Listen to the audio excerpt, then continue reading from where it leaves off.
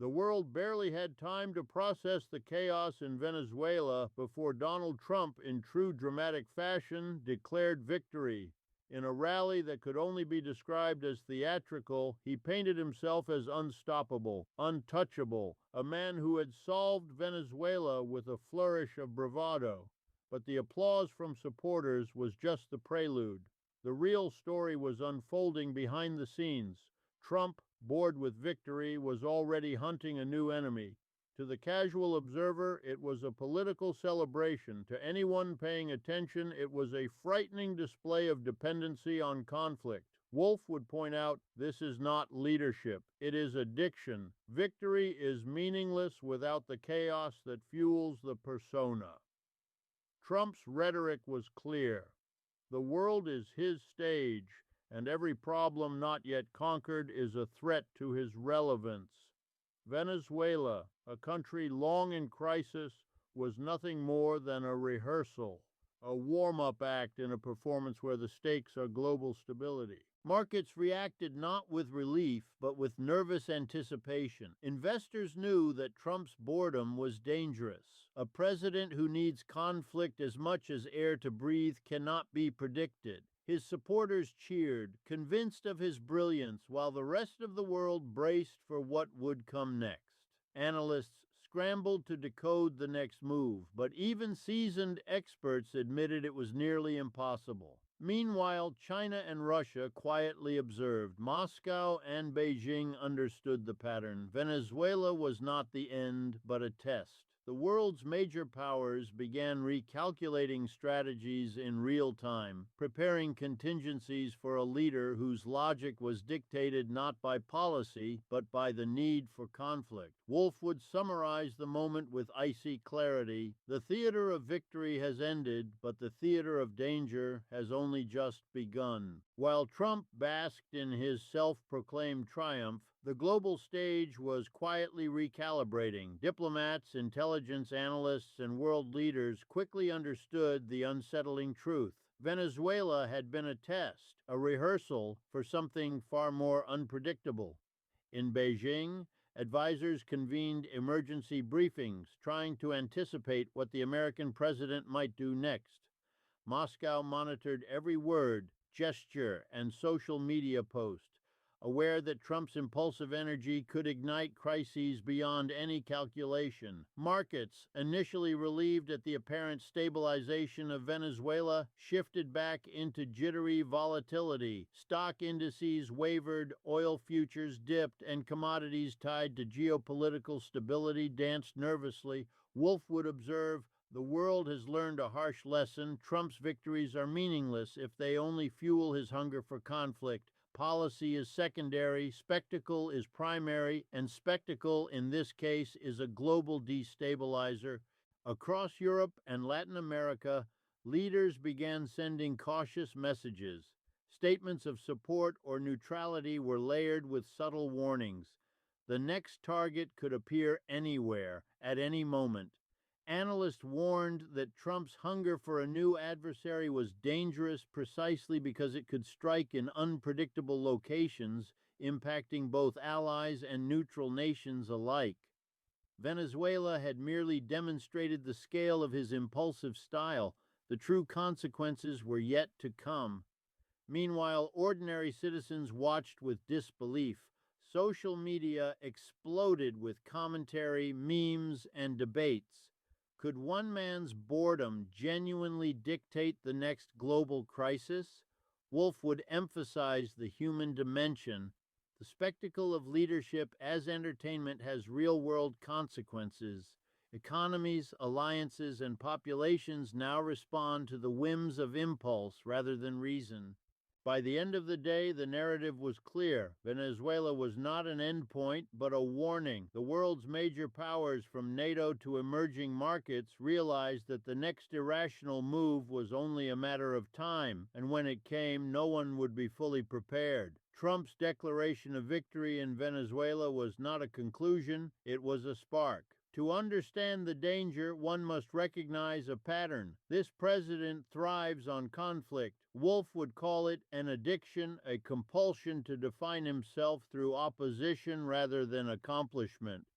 Without a target, without a crisis to dominate, the world becomes unbearably quiet for him. Venezuela may have been won, but the moment of triumph immediately morphed into a vacuum he could not tolerate. Inside the White House, aides reportedly observed the shift with concern. Briefings intended to stabilize international relations were overshadowed by the president's restlessness. He began asking questions like, "Who's next?" and "Where else can I prove myself?" Analysts note that this is more than ego, it is a structural flaw in leadership.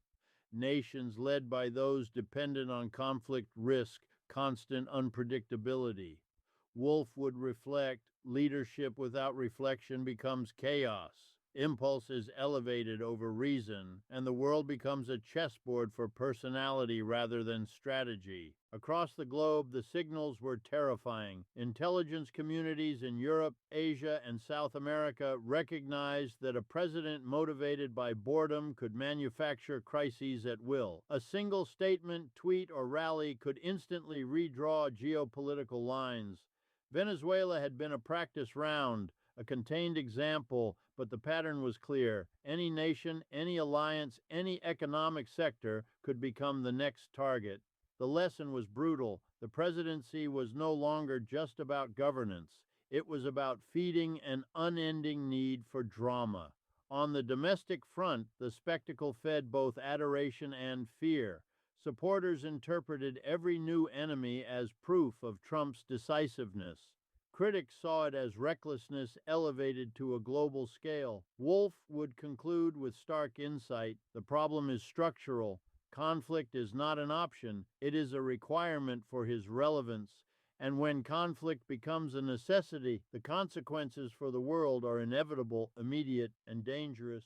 While Trump basked in the illusion of victory, the world's major powers were far from distracted. Beijing and Moscow watched closely, fully aware that Venezuela was only a prelude. Trump's compulsion for conflict had become predictable in its unpredictability, impossible to forecast, yet inevitable in its occurrence. Analysts in both capitals recognized a chilling pattern. His boredom would manifest as action, and action could trigger crises with little warning. In China, high-level meetings convened in silence, punctuated by the occasional exclamation, "Where will he strike next?"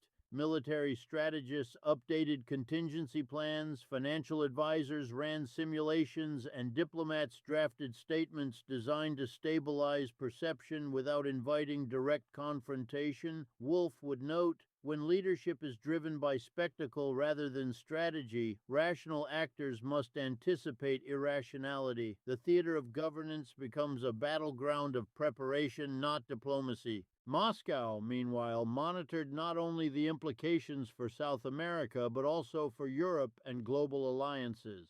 Russian analysts debated whether to exploit the chaos for leverage or simply brace for collateral disruption. Each minor tweet or rally statement could shift markets, unsettle allies, and challenge NATO's cohesion. The paradox was stark. A single man's boredom had triggered a ripple effect that reached continents, disrupted economies, and forced the world's most sophisticated military powers to respond preemptively to words rather than deeds. Every day became a calculation, a silent strategy session about a leader whose next move could defy logic. Wolff would warn, the problem is structural. Rational nations must anticipate irrational behavior, and when impulse drives action, preparation becomes as important as response. Venezuela was merely a rehearsal. The main act, unrestrained and unpredictable, is still to come. Meanwhile, ordinary citizens watched anxiously from across the globe. Social media buzzed with speculation. Was Trump preparing another surprise, or was the world overreacting to performance politics? The reality was more terrifying than speculation. The next irrational move could be catastrophic, and no one could fully prepare for it. As Trump's declaration of victory spread, the global economy reacted not with relief, but with fear.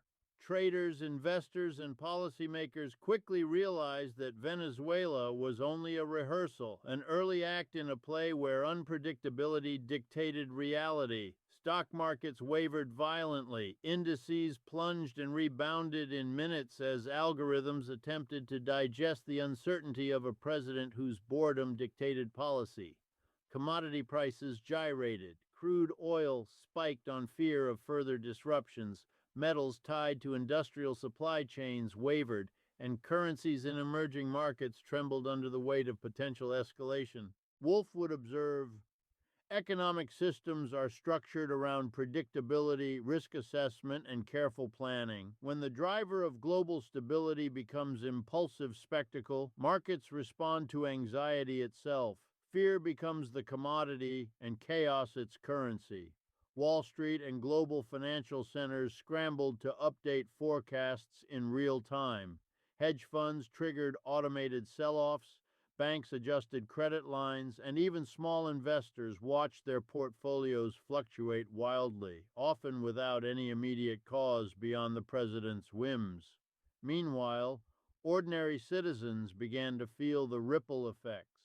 Fuel prices rose, imports became unpredictable, and everyday businesses faced sudden uncertainty in supply chains.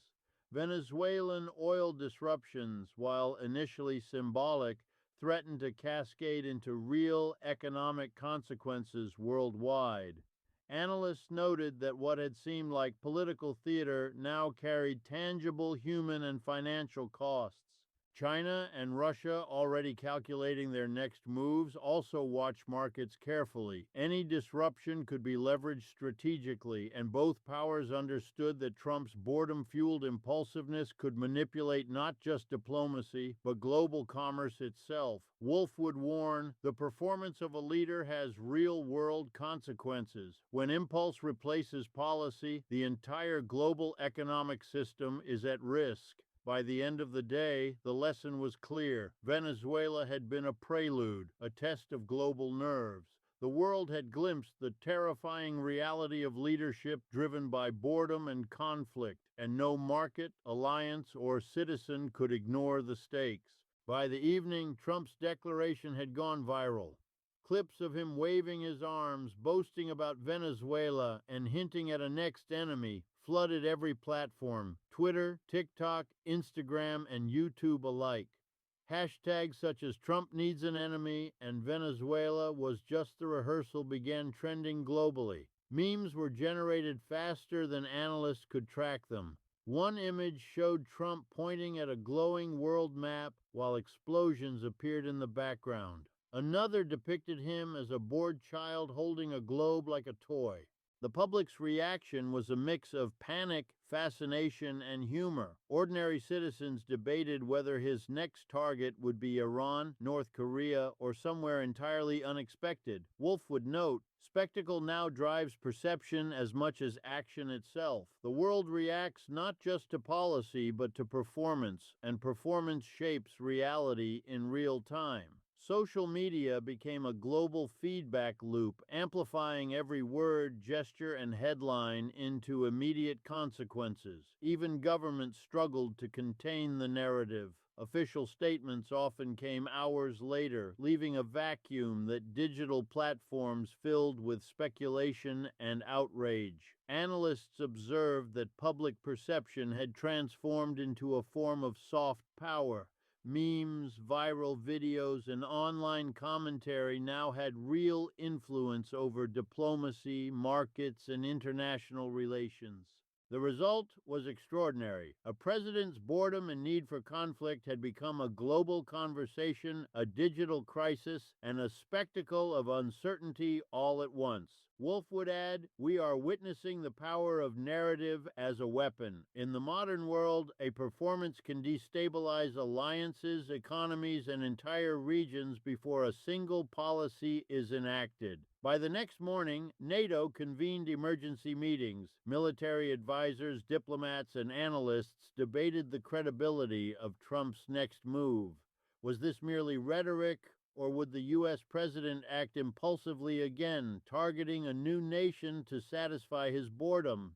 For NATO, the situation was unprecedented. A member state's leader had turned unpredictability into policy. In Europe, capitals scrambled, leaders issued cautious statements, reaffirming alliances while signaling that they were prepared for any eventuality. The Pentagon reportedly held emergency briefings, examining every scenario from preemptive deterrence to defensive measures.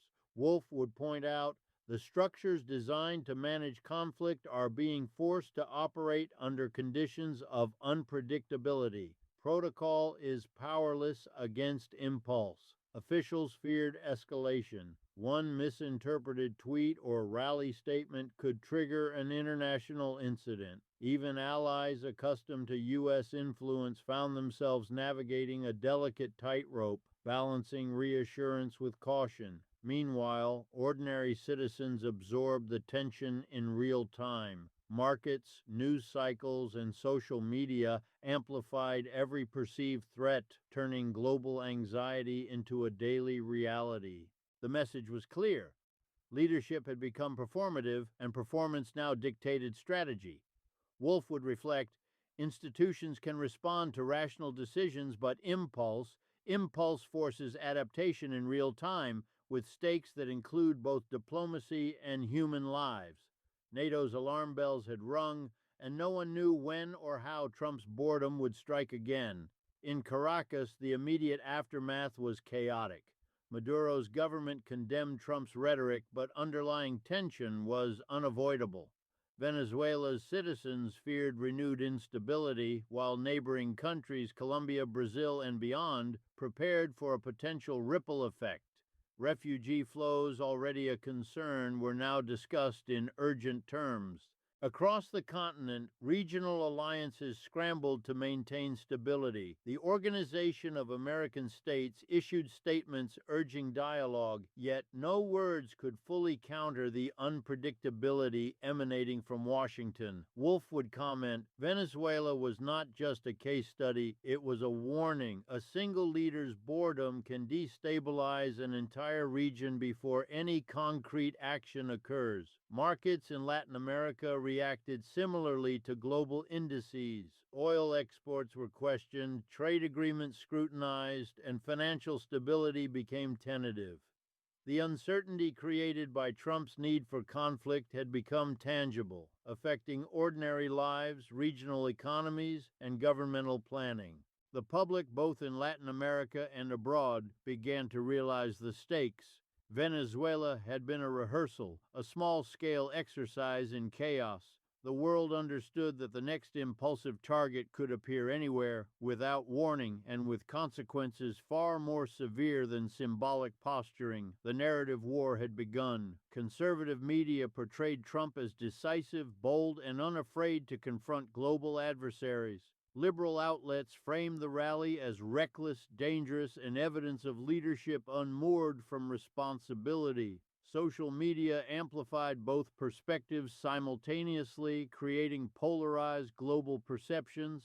Wolf would analyze, perception has become as powerful as action. The spectacle of leadership now shapes reality, influencing markets, diplomacy, and public behavior. One president's impulse can dictate the global narrative, independent of actual events. Memes, viral clips, and commentary became instruments of soft power, shaping how ordinary citizens and world leaders alike interpreted Trump's next moves. The world was watching, debating, and anticipating, caught in a feedback loop of drama and analysis. Every rally, every statement, and every social media post became a high-stakes event with real consequences. The power of narrative, combined with impulse-driven leadership, had become a force that few institutions could counter. By the end of the week, the consequences of Trump's declaration were clear. Markets stabilized only partially, global alliances had been tested, and citizens everywhere were left wondering how much of world stability now depended on a single man's boredom. Trump's pattern of impulsive conflict had transformed the political, economic, and social landscapes in ways that were immediate, unpredictable, and potentially permanent. Wolfe would conclude, "We are living in a new era where spectacle and impulse define leadership and where the boredom of one individual can reverberate across continents. Venezuela was a rehearsal, not the main event. And as long as conflict fuels relevance, the world remains on edge, waiting for the next unpredictable move." The lesson was stark. Global stability is no longer guaranteed by institutions, treaties, or norms. It is vulnerable to personality, impulse, and the unquenchable need for drama. The world had witnessed a rehearsal, and the next act, unpredictable and dangerous, was only just beginning.